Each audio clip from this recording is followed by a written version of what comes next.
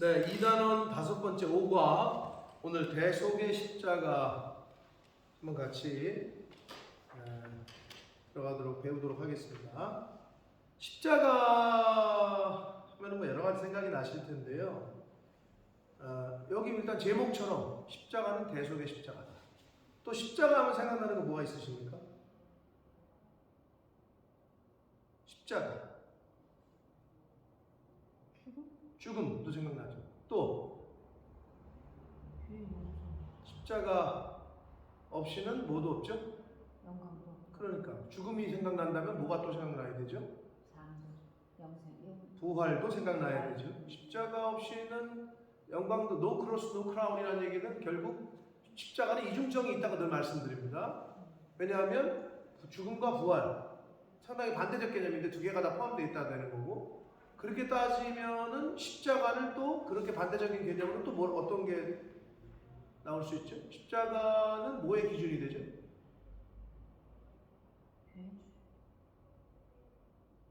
심판의 기준이죠. 그러면 심판의 기준, 어떻게 보면 믿지 않는 사람들은 십자가를 안 믿기 때문에 심판받지만 믿는 사람들은 멸관을 받죠. 그러니까 심판과 어떻게 보면 보상, 상급의 이중성을 또 띠고 있다는 거예요. 그러니까 굉장한 다양하게 사실은 십자가의 하나님의 그 놀라운 그 비밀들이, 성경에 천국의 놀라운 비밀들이 그렇게 숨겨져 있습니다. 자, 그래서 여러분 책을 이제 일단은 그 제목, 큰 제목만 보시면요, 1번 제목을 그렇게 적었어요. 증언된 십자가.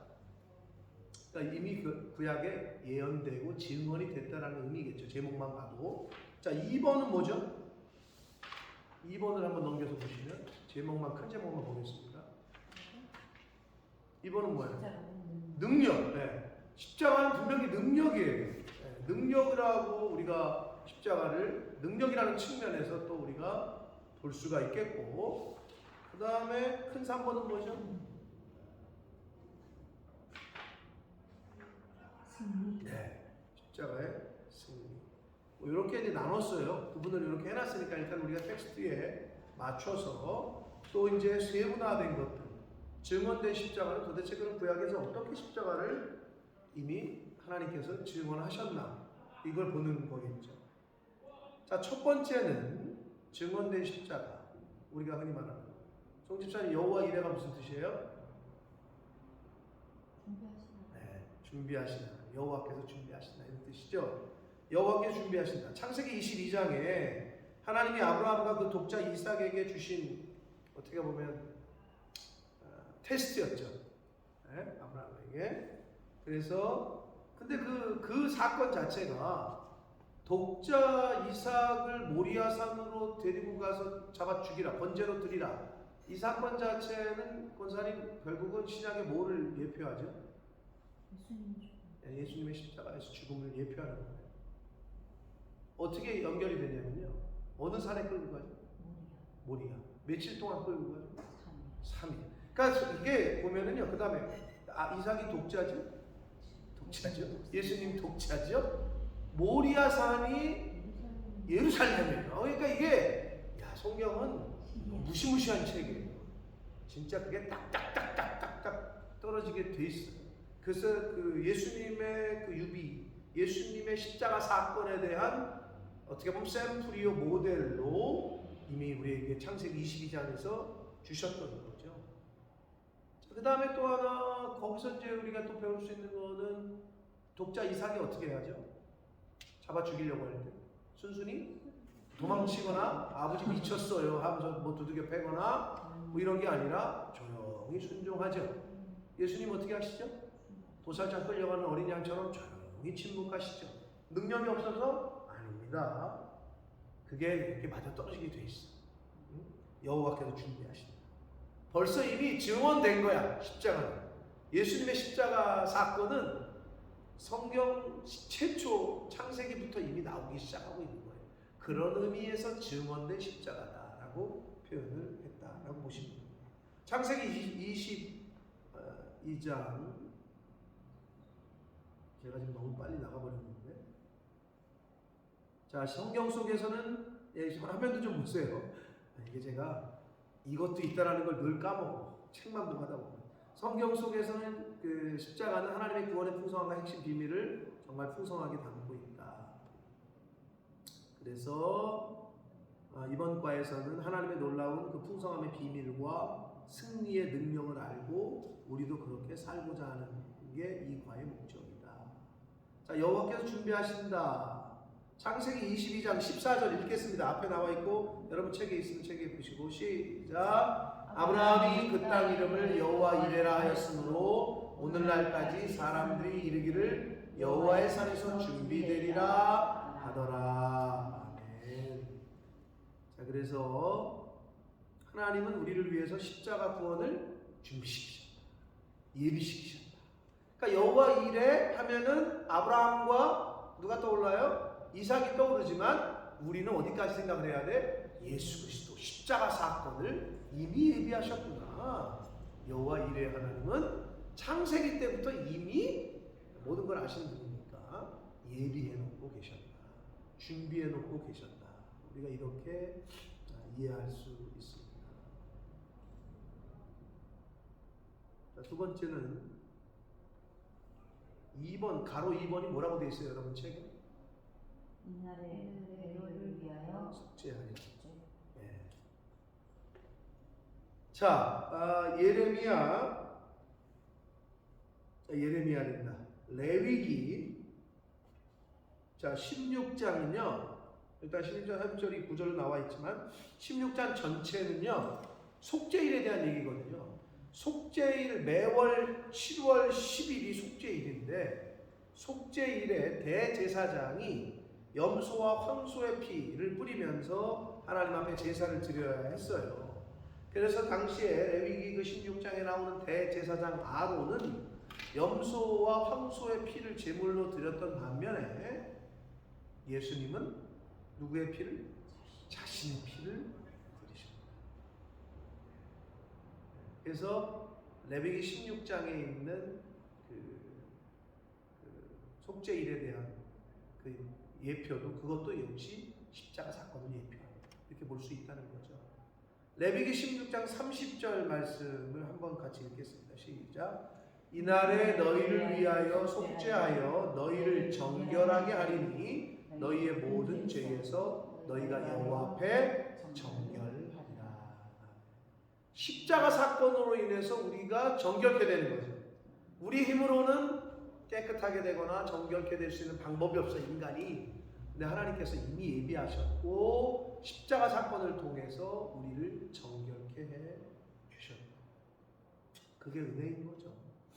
하면서 우리가 신앙생활하고 우리가 하나님을 알고 성경을 알고 그 참 우리나라 사람들이 내가 영국 복음성을 몰라서 그런데 모든 것이 은혜 그 찬양도 진짜 너무 가사가 좋지 않아요. 그 찬양 아세요? 내가 살아왔던 모든 것들이 내가 지나왔던 모든 순간이 당연한 건 아니요 은혜였어. 그러니까 우리는 당연하다고 생각하잖아. 예를 들면 남녀가 결혼하고 애 낳는 거지.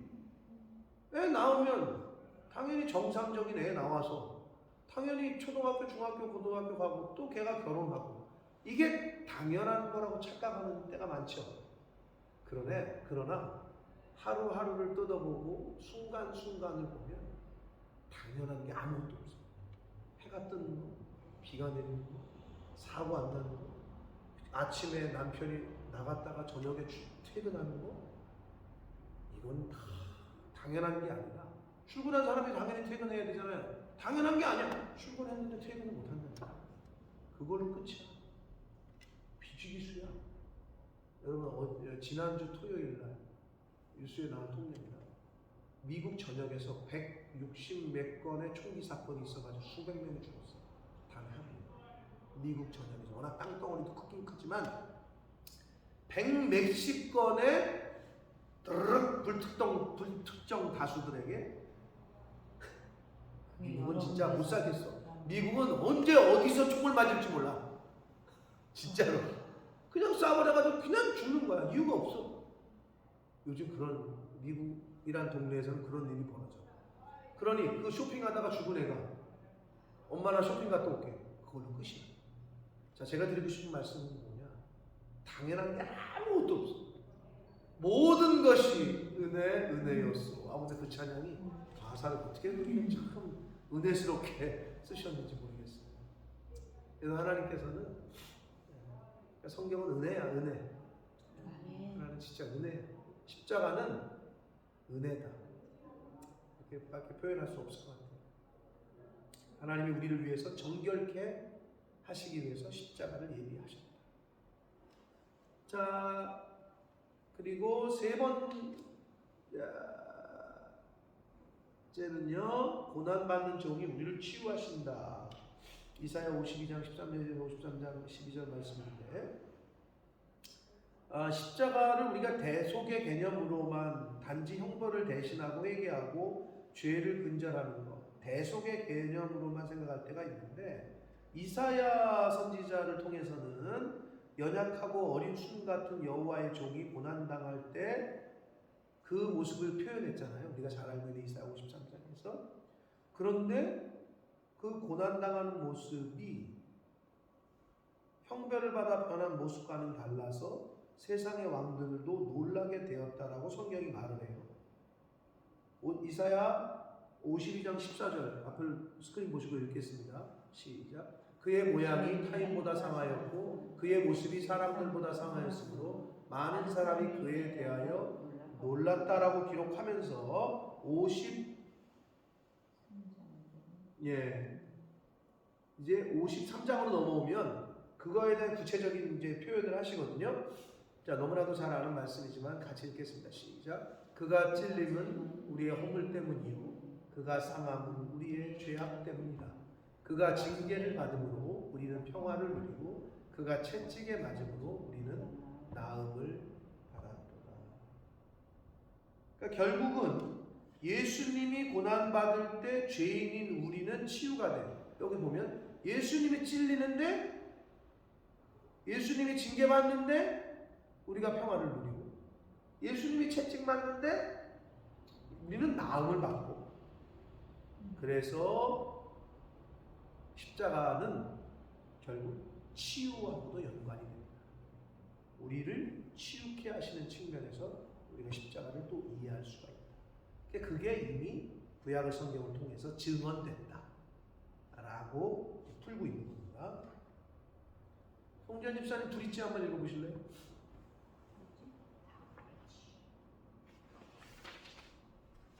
예수 그리스도가 고난을 받을 때 죄는 치유됩니다. 죄에서 자유케 될 뿐만 아니라 선을 행하는 능력도 얻게 됩니다. 네, 그게 십자가의 능력이죠. 사실 십자가의 비밀이고,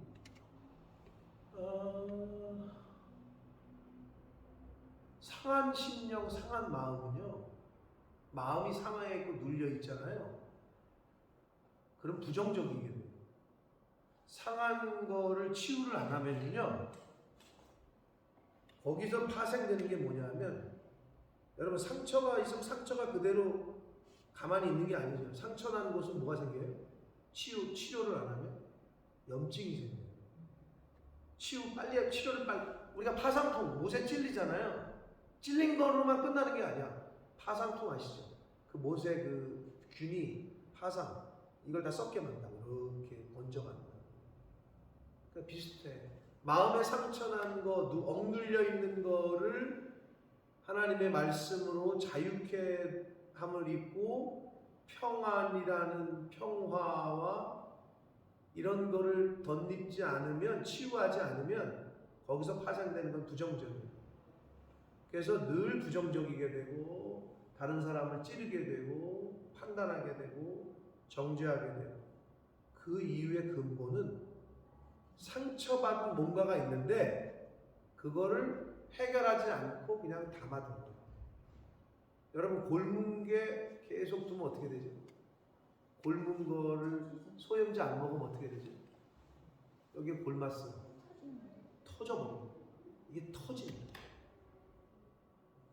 그런 측면에서 이해를 해주고, 어딘가 상처가 있나 보다, 어딘가 아픔이 있나 보다, 그 아픔과 상처를 하나님의 말씀으로 치유해 주지 않으면 그게 반복이 돼요. 부정적이고 그리고 원만하지 못하고 자꾸 찌르게 되고 대인 관계가 어려워지고 그래서 보편적으로 엮이는 가정, 숨기는 가정이 아닌 엮이는 가정에서 자란 아이들이 자존감도 떨어지고요. 그리고 성격이 둥글둥글하지 않아. 아무 일도 아닌데 너 나 지금 무시하는 거야? 이렇게 아니 누가 무시를 해 너를 근데 걔 다른 말들에 그런 의도가 아닌데도 본인이 그렇게 생각을 해서 다른 대인 관계가 원만해지지는 않게 되는 거죠. 그게 상처 때문에 그래요. 그러니까 우리는 예수 그리스도 채찍에 맞으면 우리 나음을 입었다 그랬는데 그러니까 십자가의 은혜를 우리가 덧입지 않으면 이 세상에 살아갈 때 받는 여러 상처들, 여러 어려움들이 치유가 안 되고 그게 치유가 안 되면 계속 평안함이 없어. 속에 자유함이 없어. 기쁨이 없어. 늘 불만이야. 늘 부정적이야. 그렇게 될 수밖에 없습니다. 그래서 우리는 정말 십자가의 은혜, 십자가를 통해서 치유를 우리가 받아야 됩니다. 자, 그런 의미에서 증언된 십자가 중에서 치유하는 개념이 있다는 측면도 우리가 정말 좀 살펴봐야 됩니다. 자, 네 번째로 십자가에 달리신 그가 바로 약속하신 메시아다라고 사복음서 중에 마태복음에서 마태는 약속하신 메시아를 강조합니다. 마태복음에서 마태는 십자가에 달리신 예수 그리스도가 구약의 예언대로 오신 메시아임을 증언합니다. 마태는 예수님의 탄생과 사역을 10번에 걸쳐서 뭐라고 표현했느냐면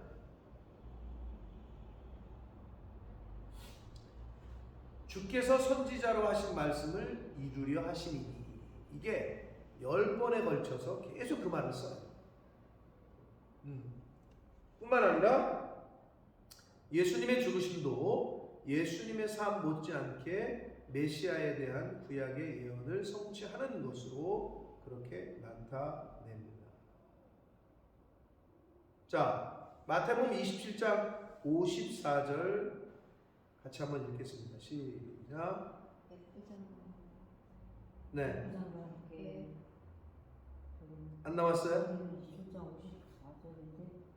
다른 게 나왔네. 다른 게 아니라 뒤에 것만 나왔네. 하반절. 이런 경우가 아직 그게 완벽하지가 않더라고요. 네.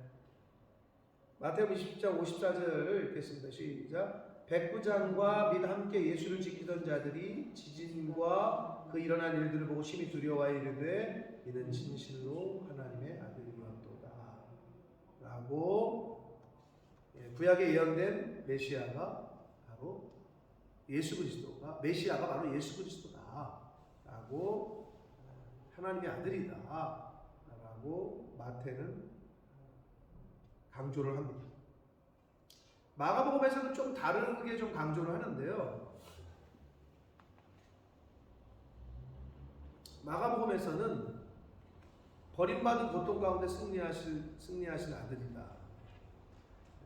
그러니까 십자가를 지신 예수님은 인간의 가장 어두운 고통의 빛을 비추어 주시고 버림받은 인간의 가장 깊은 곳에 생명을 가져다 주시는 하나님의 아들이다라고 강조를 하셔요. 그래서 가상 7연 중에 이 마가에서는 그 엘리 라마 사박다니 그걸 기록해요. 나의 하나님 나의 하나님 어찌하여 나를 버리셨습니까? 그러니까 결국 가장 어두운 인간의 고통, 버림받은 인간의 깊은 곳에 오셔서 빛을 비춰주시고 생명을 가져다 주시는 하나님의 아들로서 마가는 그렇게 좀 순환받는 종으로서의 메시아를 부각시킵니다. 좀 강조합니다. 거의 이거는 뭐 우리 사복음서 신학교 때 배울 때 하는 건데, 근데 뭐 우리도 충분히 우리 두 분은 충분히 뭐 이 정도는 이해하시리라고 생각을 하고, 그럼 누가복음에서는 메시아를 십자가 사건을 어떤 관점에서 보느냐? 자비, 은혜 이런 측면에서 좀 봅니다. 누가복음에서. 그러니까 누가가 전하는 십자가는요, 마태복음과 마가복음하고는 다르게 사랑과 긍휼로 가득 차 있어. 누가는. 그래서 예수님에게 십자가를 지게 했던, 어떻게 보면 예수님이 십자가를 지게 했던 세력, 물론 스스로 지신 거긴 한데요. 우리가 예수님이 십자가를 지게 했던 세력을 일단은 얘기를 하자면, 첫 번째는 뭐 때문에 예수님이 십자가를 진 거죠? 결국 인간의 죄 때문이죠. 라고 그 원인을 얘기할 수 있다면, 원인을 얘기한다면, 첫 번째는 인간의 죄, 둘째는 마귀가 이 로마 유대인들 대제사장들 뭐 이거 해가지고 마귀의 계계라고 할 수가 있겠고, 세 번째는 성부 하나님의 인간을 향하신 사랑인데, 그 원인을 그렇게 들자면 최종적으로 그 의도가 성공한 것은 세 번째인 하나님의 인간을 향한 성부 하나님의 사랑, 이것만이 성공했다. 그러니까 누가는 결국 십자가는 하나님 아버지의 사랑이다, 자비다, 이런 측면을 좀 누가복음에서는 좀 강조를 해요. 그걸 좀 이렇게 분리해서 지금 말씀을 해 주시고 있습니다. 그래서 이제 누가복음 23장 34절에도 보면은요, 그 가상칠언 중에 아버지 저들을 사해해 주십시오. 자기들이 하는 것을 알지 못합니다. 그리고 그 오른편 강도에게 예수께서 이르시되 내가 진실로 내게 이르노니 오늘 네가 나와 함께 낙원에 있을 거다. 이게 자비를 베푸시는 메시아, 자비를 베풀고 은혜를 베풀고 사랑을 베푸시는 십자가에 달리신 예수, 이거를 좀 강조하고 있다는 거죠. 그렇게 증언된 메시아 중에, 사복음서 중에 이제 그거를 표시 이렇게 우리가 나눠서 볼 수 있는 거고요.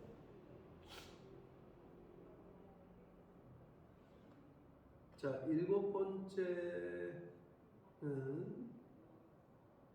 아까 그 지게한 세력에 대한 거는 굳이 나누자면 그 원인을 인간의 죄 때문에, 마귀의 어떤 속임 계획 때문에, 성부 하나님의 사랑 때문에, 그러나 그 의도가 성공한 것은 오직 하나님의 사랑뿐이다. 자, 증언된 십자가의 마지막 일곱 번째인데요, 이거는 십자가 위에서 생명을 주시는 영광의 왕. 사도 요한은요, 요한복음에서 십자가를 영광의 십자가라고 강조를 해요. 참 복음서마다 강조하는 측면들이 있었어요, 사실. 영광의 십자가, 영광의 왕이다, 예수님은. 그래서 요한복음 12장 23절과 12장 28절에 보면은요, 예수께서 대답하여 이르시되 인자가 영광을 얻을 때가 왔다. 뭐 그 뒤에 한 알의 밀이 떨어지면 뭐 죽지 않으면 많은 열매를 그대로 있고 죽어야 많은 열매를 맺는다, 이 말씀까지 아마 여러분 책에는 기록이 되어 있을 텐데, 중요한 거는 이 부분, 인자가 영광을 얻을 때가 왔다. 영광을 얻을 때가 무슨 때요? 십자가에서 죽을 때. 근데 이 사도 요한은 어떻게 죽는데 영광을 얻을 때라고 보냐는 거죠, 관점을. 그러니까 좀 다른 관점이죠. 아니 지금 죽고 있는데 비참하게, 세상 사람들이 볼 때는 비참하게 죽는 건데 영광을 얻을 때가 왔다. 야, 이게 정말, 그러니까 이런 거죠. 고난이 나에게 왔어. 그러면 우리는 어떻게? 성경대로 말씀이는 어떤 고난이 왔으면 하나님이 나에게 큰 은혜를 주실 때가 왔나 보다, 이렇게 그 고난을 바라보는 거죠. 그러니까 다른 거죠. 그럼 고난을 고난으로만 바라보면 어떻게 돼요? 신세한탄하고, 나는 또 왜 이래, 이번엔 또 뭐야, 도대체 왜 이러는 거야, 나는 왜 이렇게 꼬여, 이게 세상적인 기준이죠. 근데 이제 고난받는 것이 내게 유익이다, 하나님은 너에게, 우리 자녀들에게 가장 최고로 좋은 것만 주신다, 이 신앙이 있는 사람은 하나님이 나에게 또 왜 이런 고난을 주셨을까, 어떠한 상급을 나에게 또 주시려고, 나를 또 어떻게 고쳐가시려고, 어떠한 은혜를 주시려고 이러한 고난을 주실까? 이런 측면인 거죠. 이게 좀 다른 거죠. 그러니까 사도 요한은 영광을 얻을 때라고 표현합니다. 참 정말 멋있는 표현 같아요. 그러면서 요한복음 12장 28절 여기도 아버지여 아버지의 이름을 영광스럽게 해라. 아니 지금 십자가에서 지금 어떻게 보면 폐장병처럼 싸움에서 진 것처럼 죽고 있는데 아버지의 이름을 영광스럽게 하옵소서. 이렇게 영광의 왕으로서의 오시는 십자가 메시아 예수 그리스도를 사도 요한은 그리고 있습니다. 그래서 여기 스크린 보시면 하나님의 어린 양 예수님은 참 대표적 인간이었을 뿐 아니라 참 왕이셨다. 예수님은 십자가의 모든 일을 왕의 권세로 다 이루셨다.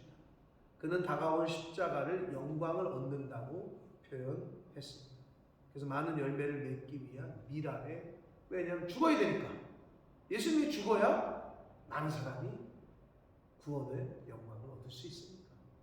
이렇게 연결을 시켜서 십자가 위에서 주시는 영광의 왕으로서의 증언된 십자가 이렇게 표현을 할 수가 있겠습니다. 자, 십자가의 능력 두 번째. 그럼 십자가는 왜 능력이냐 할 때 첫 번째 십자가는 하나님의 지혜라고 할 수 있습니다. 하나님의 지혜. 인간에게 약하고 미련한 것이 하나님께는 강하고 지혜로운 것이라는 말씀이 있죠.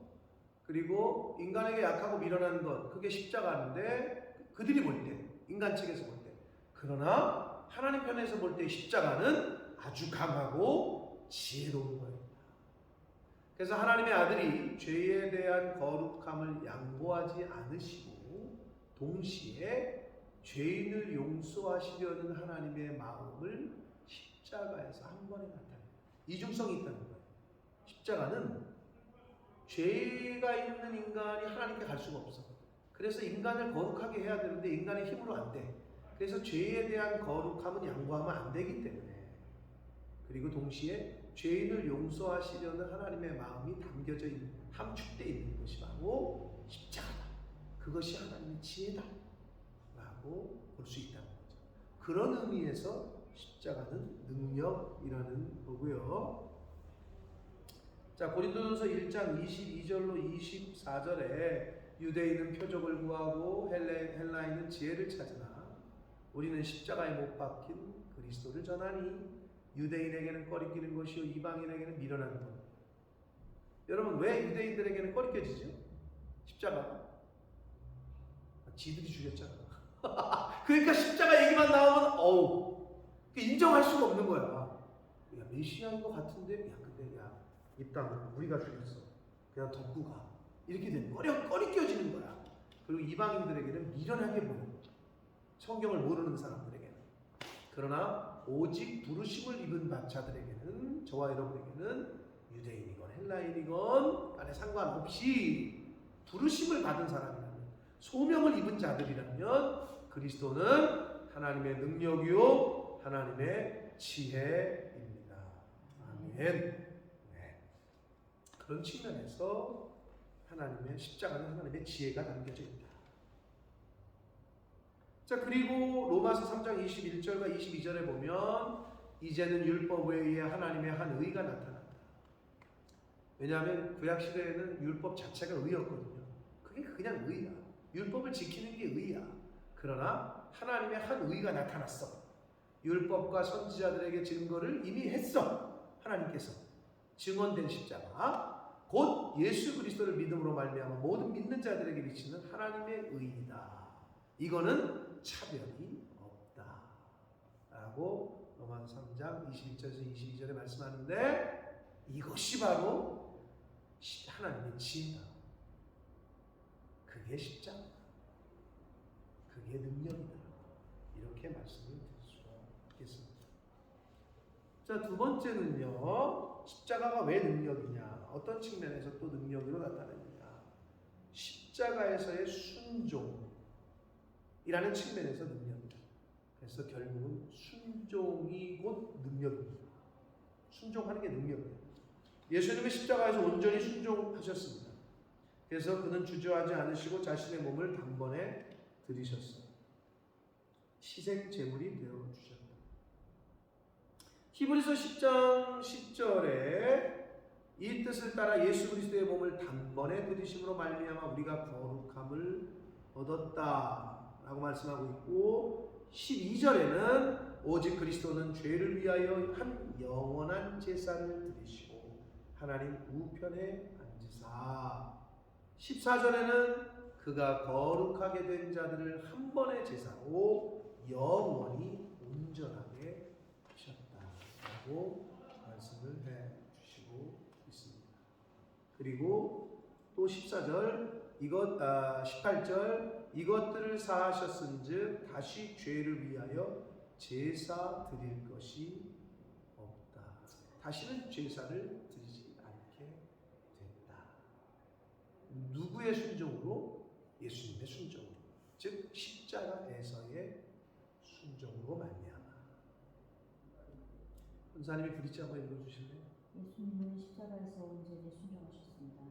예수님은 십자가에서 온전히 순종하셔서 주저없이 자신의 몸을 단번에 드리셨습니다. 이는 단 한 번, 하나의 제물로 충분한 것이었습니다. 이는 영원한 효력을 갖게 되었습니다. 네, 아멘. 아주 딱 정리를 했죠. 정말 그게 바로 십자가에 담겨진 비밀이고, 그게 예수님의 십자가에서의 순종이셨다. 그러면 십자가가 왜 또 능력이냐? 이런 측면으로 볼 수 있습니다. 십자가는요, 분리해요. 그래서 우리가 십자가가 기준이 된다 그랬죠. 심판받을 자와 상받을 자, 이게 나눠져요. 기준이 돼, 십자가. 근데 이 분리라는 개념이요, 죄와 죄인이 분리되는 걸 말해요.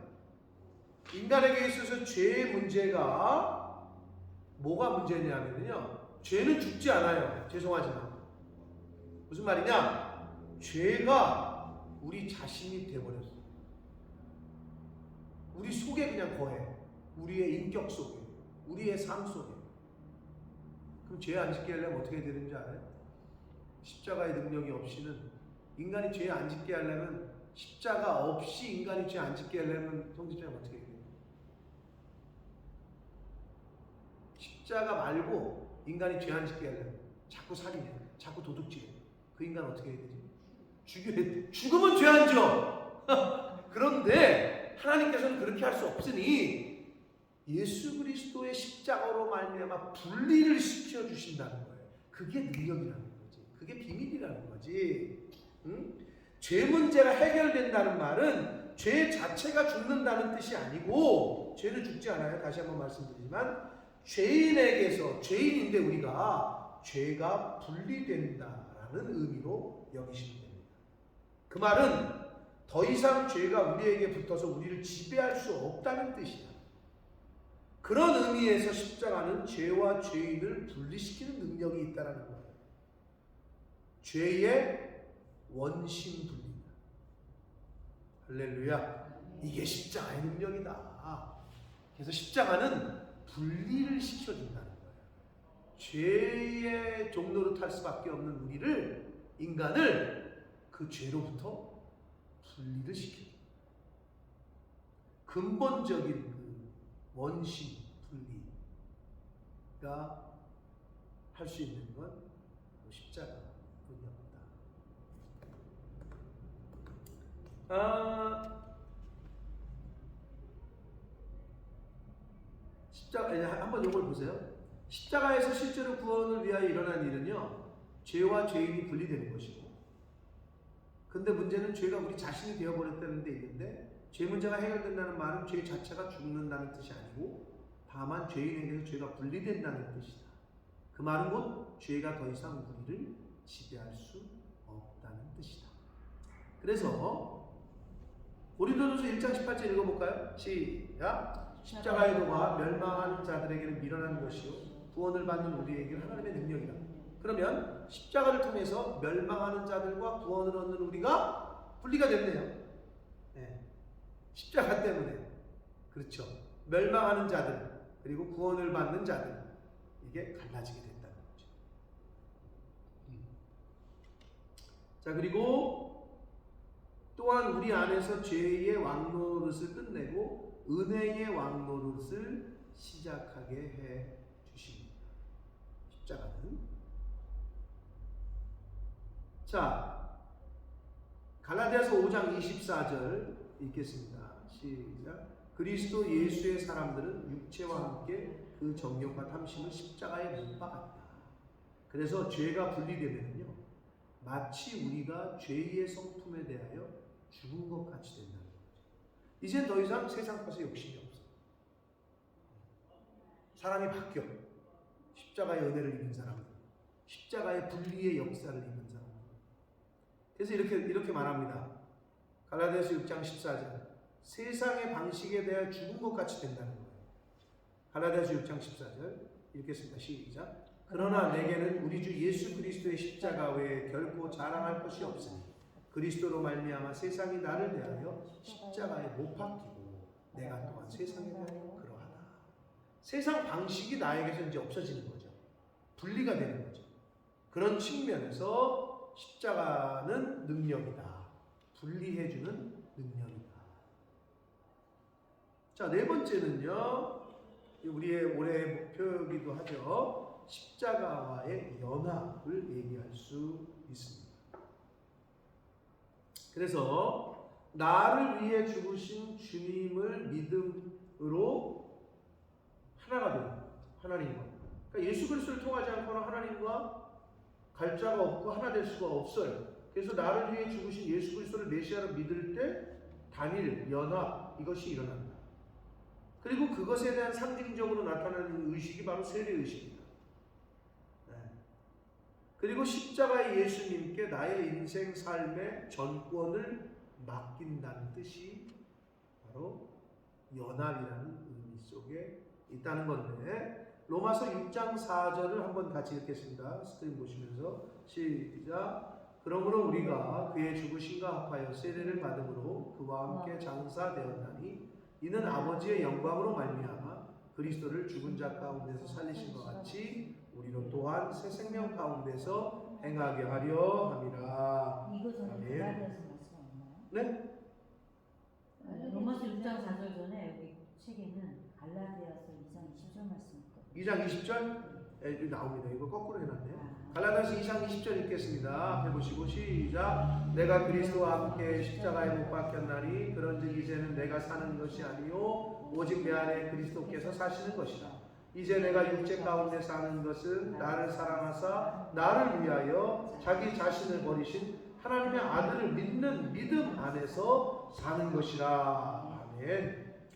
아주 귀한 말씀입니다. 네. 이게 그리스도와의 연합이 된다는 거죠. 자, 로마서 6장 6절과 7절을 또 우리가 연합, 십자가와의 연합, 하나님과의 연합이라는 백그라운드가 되는 성경 구절로 읽을 수 있는데 같이 읽겠습니다. 우리가 알거니와 우리의 옛사람이 예수와 함께 십자가에 못 박힌 것은 죄의 몸이 죽어 다시는 우리가 죄에게 종노릇하지 아니하려 함이니 이는 죽은 자가 죄에서 벗어나 의롭다 하심을 얻었습니다. 아멘. 이런 의미에서 십자가는 능력이다. 자, 다섯. 문제는 저 말씀 없어요. 어떤 말씀? 6절로 7절 말씀. 아, 그게 책엔 없어요? 네. 아, 이게 조금 미스가 좀 있긴 있는데. 네. 자, 그래. 네. 거기다 하나 적어 놓으시고 그냥 9절만. 자, 다섯 번째로 넘어갑니다. 십자가가 왜 능력이나 대속의 능력이 있다. 우리가 이제 너무나도 잘 알고 있는 대속의 개념. 근데 이 대속의 개념이요, 대신한다, 대리의 형벌이 아니라 치유를 위한 이식이다. 이게 무슨 의미냐면, 잠깐만요. 예. 지금 우리 교재는 5번으로 안 넘어가요? 3 십자가의 승리인데요. 5번 대속이 없어요? 없어요. 계속 그냥 치유를 위한 대속 바로 5번. 네, 바로 5번. 그냥 한 줄로 네. 내림으로야 치유하는 그거에. 요거. 근데 이걸 제가 설명을 좀 더 드리는 거예요. 네. 가장 둔한 양심도 각성하게 하는 능력이다. 가장 완고한 마음도 높게 하는 능력이다. 부정한 자를 정결케 하는 능력이다. 멀어진 이를 화목케 하고 회복시키는 능력이다. 이게 이제 십자가를 능력이라고 볼 수 있는 이게 좀 설명을 해 놓은 거죠. 그런데 더 얘기를 하자면 또 십자가는 갇힌 자를 자유하게 하는 능력이 있다. 가난한 자를 걸음더미에서 들어올리는 능력이 있다. 분열과 아집의 장벽을 허물고 고집센 성품을 그리스도의 형상으로 바꿔놓는 능력이 있다. 그리고 마지막 날에 우리가 하나님 앞에 흰옷을 입고 설 수 있도록 변화시키는 능력이 있다. 자, 이런 측면에서 볼 때 대속 대리의 형벌이 아니라 치유를 위한 이식이라는 표현은 치유해 준다는 의미는 예수님이 대신하신 것은 형벌을 대신하는 게 아니라, 이게 중요한 거예요. 핵심이야.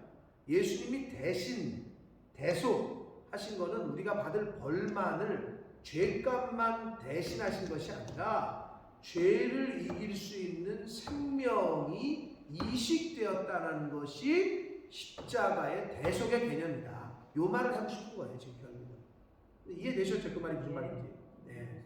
죄를 이길 수 있는 어떤 생명의 이식, 그게 바로 십자가의 대속이다. 근데 좀 이해가 되죠, 우리는? 무슨 의미인지 우리가 이렇게 와닿아요.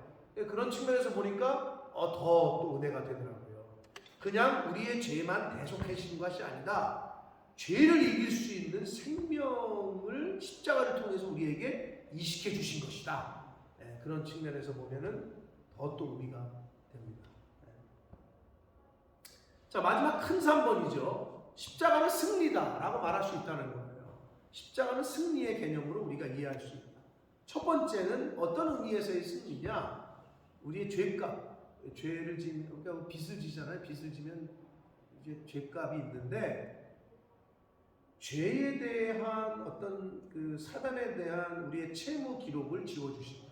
참 독특한 표현인데, 십자가는 우리의, 그러니까 결국 너 죄인인데 십자가를 믿으면 어떻게 되죠? 예수 그리스도를 믿으면 어떻게 돼요? 죄인이 뭐가 돼요? 의인이 되죠. 신의. 결국은 너 죄 없다 해줄게. 우리가 신욕 회복할 때, 이제 빚 없어요. 이렇게 얘기하는 거랑 똑같은 거지. 채무 기록을 지워주신다. 그래서 앞에 보시면, 스크린 보시면, 우리에게 그 죄의 효력이 나타나지 못하도록 우리를 질적으로 우리의 신분을 바꾸어 주신다는 약속인데, 골로새 2장 14절 말씀을 한번 읽겠습니다. 시작. 우리를 거스리고 불리하게 하는 법조문으로 쓴 증서를 지우시고 제하여 버리사 십자가에 못 박으시고 라는 표현이 나와요.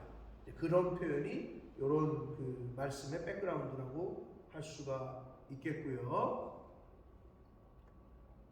이사야 43장 25절도 우리가 언급할 수 있는데 함께 읽겠습니다.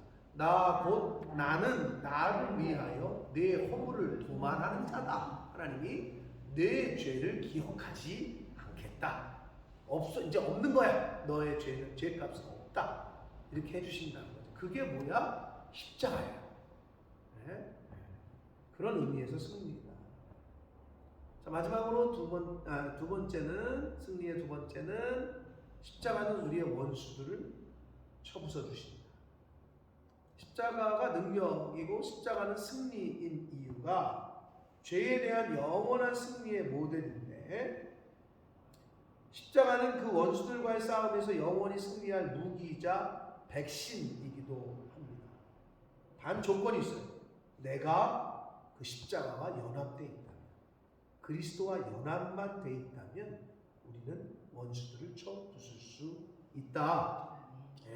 그래서 십자가는 죄에 대한 영원한 승리의 모델이고, 그 원수들과 싸움에서 승리할 수 있는 무기이자 백신이고, 자, 골로새 2장 15절과 로마서 8장 37절인데 한번 읽겠습니다. 통치자들과 권세들을 무력화하여 드러내어 구경거리로 삼으시고 십자가로 그들을 이기셨다.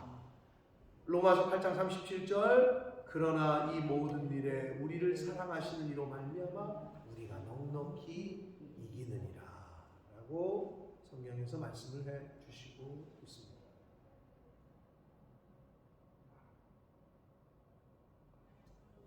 자, 마지막 세 번째입니다. 십자가의 승리의 가로 세 번째. 어떤 의미에서의 승리냐?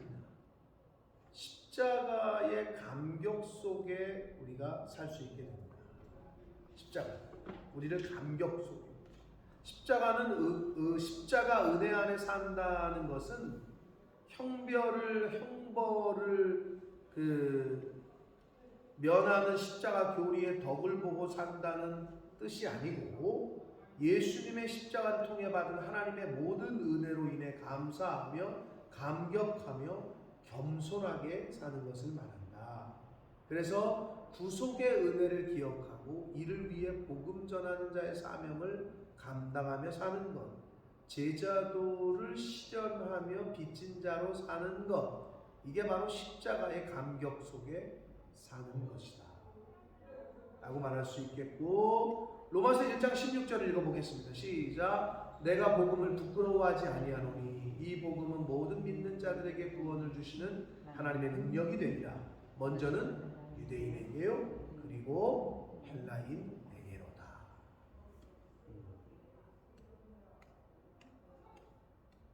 송 집사님 맺은 말 거기 있어요? 네. 한번 읽어보실래요?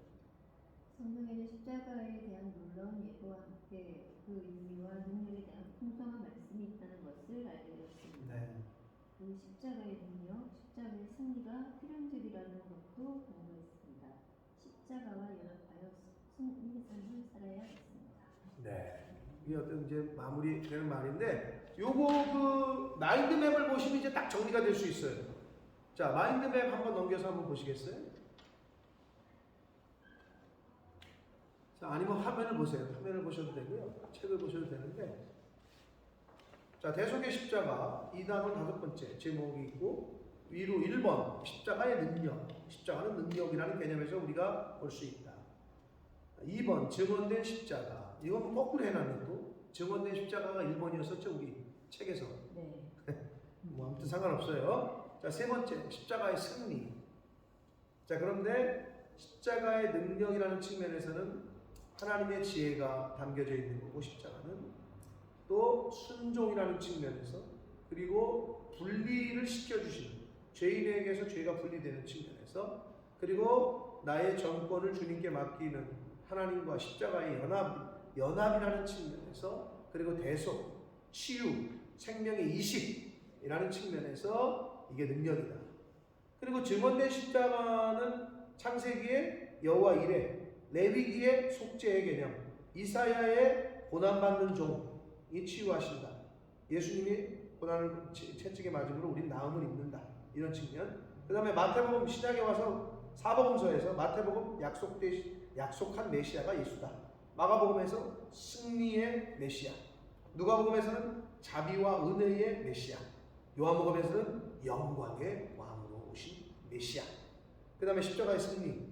우리의 채무 기록을 지워주시고 우리를 질적으로 바꿔주시고, 두 번째 우리의 원수들을 쳐부시고 승리의 백승을 주신다. 십자가의 감격 속에 살게 해주신다. 이렇게 이제 정리를 했습니다. 그래서 뭐 우리가 다른 성경 교재에서 볼 수 있는 것 겹치는 부분도 있었지만은 또 새로운 표현으로 좀 정리를 해 놓으신 것이라고 볼 수가 있겠습니다. 자, 십자가는 우리 기독교에 있어서는 뭐 우리 성경에 있어서는 빼놓을 수 없는 진짜 찐빵의 안고 같은, 라면의 스프 같은, 정말 없어서는 안 되는 거죠, 십자가. 십자가의 개념을 우리가 좀 정리를 했는데요, 여러 다양한 측면에서. 그러니까 십자가, 예수님의 십자가를 좀 이해하는데 조금 더 도움이 되셨으리라고 보고, 십자가의 은혜, 십자가의 능력, 어떤 십자가를 통해서 우리가 얻을 수 있는 그러한 것들을 우리가 좀 들었는데, 말씀을 통해서 또 배웠는데, 바라기는 그 십자가만을 자랑하고 그 십자가를 잘 붙들고 하나님 앞에 서는 날까지 그 십자가를 바라보고 그렇게 걸어가는 권사님, 집사님 제가 되기를 원합니다. 혹시 질문 있으십니까?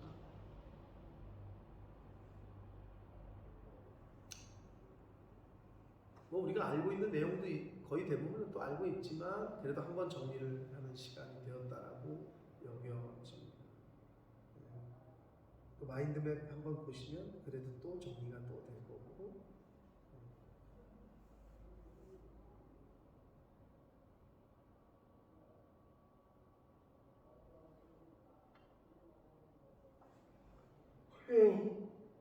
아이고 주님.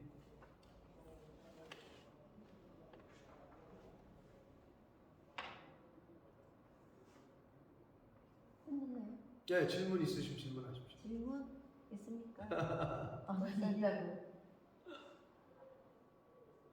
십자가에 관한 말씀은 언제 들어도 흥분되고. 네. 그렇죠. 십자가는 정말 비밀스러운 거기 때문에 십자가를 묵상하고 십자가를 바라만봐도 질리지 않고. 네. 핵심이기 때문에 그렇죠. 그렇죠. 진리의 핵심이기 때문에 정말 다양한 게 숨겨져 있죠. 진짜 하나님의 구원의 비밀이 숨겨져 있는 게 십자가이기 때문에.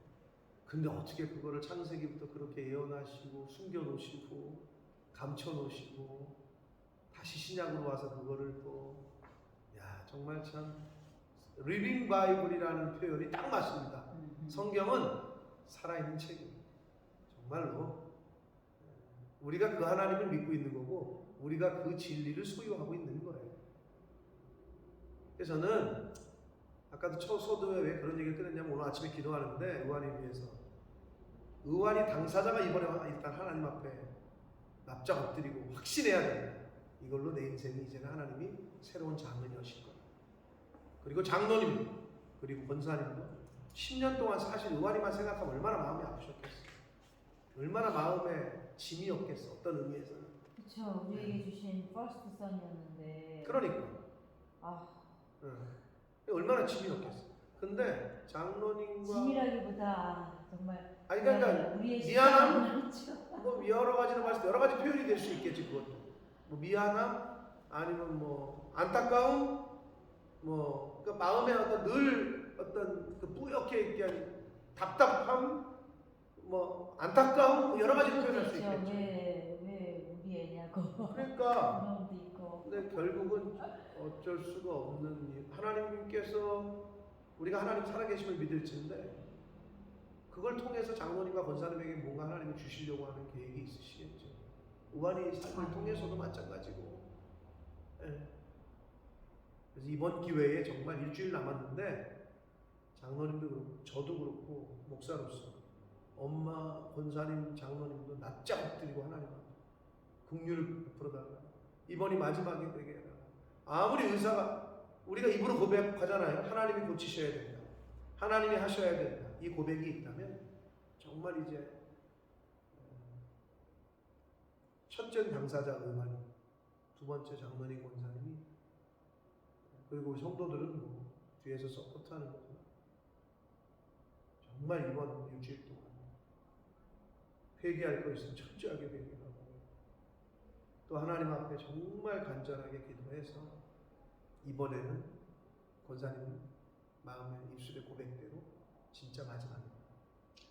진짜 마지막이어서 완전히 새삼 거듭남 장가가고 손주 낳고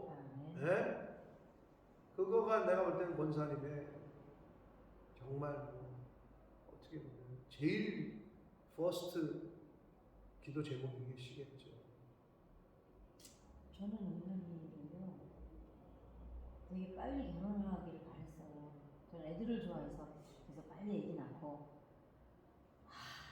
하나님께서는 제 생각대로 안 하셔서 감사하죠. 유난히가 빨리 해도 될 것 같은데 배우고 있어야지 빨리 가지. 공부하느라고 너 혹시 형님 기다리니? 아니요.